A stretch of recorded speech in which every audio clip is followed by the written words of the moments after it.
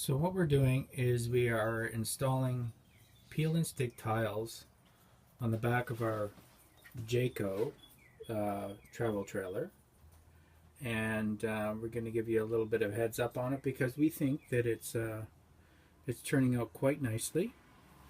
And you know, to take your trailer and make it a bit more modern, and just to show you what it's like and how we're doing it.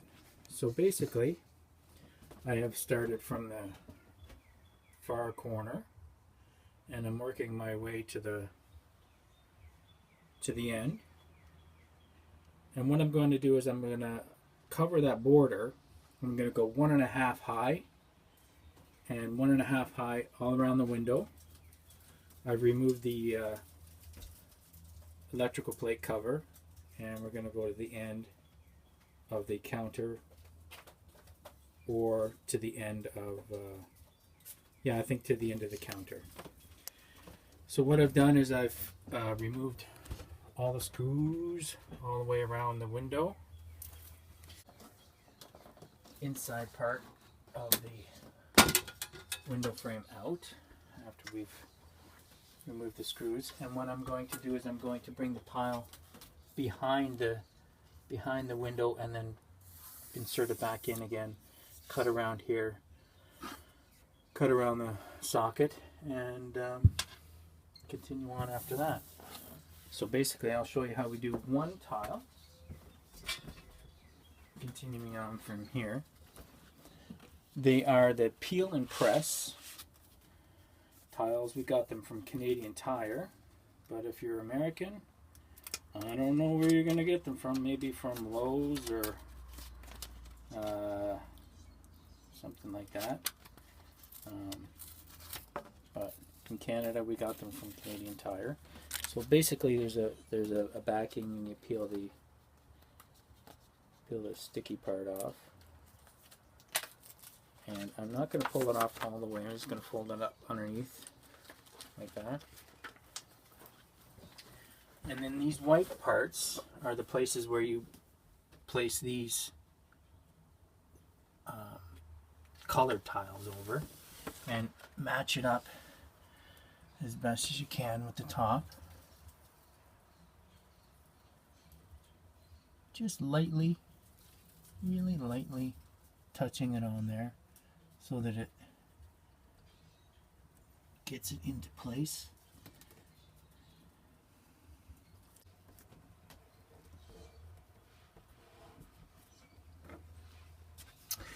And then pressing them into place, and then pulling the adhesive backing off the remainder of the tile, keeping it straight. They say that you should have a plumb line, but unfortunately the camper is not plumb. It is whatever you'd have to level the camper first of all, which is pretty much not an option. Press them into place and then continue on to the next one. This one here we're going to carry on right to the end here, but we'll cut the tile. Now we got the first row all the way along right to the corner, and we pull this here trim out just a wee bit and tucked it in behind there. And now what we're going to do is I'm going to do this here whole, we're going to do a half row right along the top of here, and so it's a row and a half, so that we cover that, just the top edge of the border of the wallpaper. And then what we'll do is we'll come around the corner and complete this edge over here. So that's what we've done so far. And find the center of this tile, which is 1, 2, 3, 4, 5, 6, 7, 8, 9, 10, 11, 12, 13, 14, 15, 16. So 8 and 8 is 16. So 1, 2, 3, 4, 5, 6, 7, 8. So 8. We're going to trim it right down that row there, halfway, and trim that right down the center. that, and start with this next piece right there. So that will be the first piece on that one, and then we're going to take the end of this here off of here, so that we're going to come out of that corner with a straight edge. So we need to get rid of these. So bake into this corner up here. Be the first piece over here.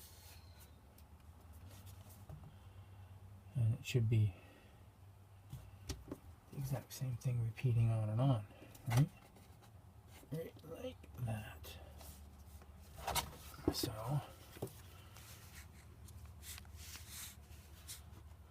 take our foil, hold it back.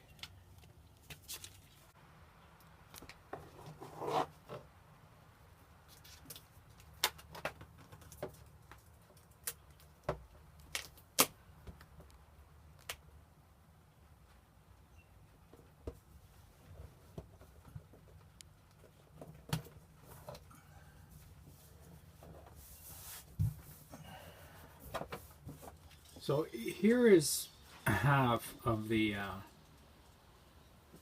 wall done on one side anyway, and notice how I kind of tuck it in just behind this tab here. Just pull it out a wee bit, tuck it in behind, and it adds such an amazing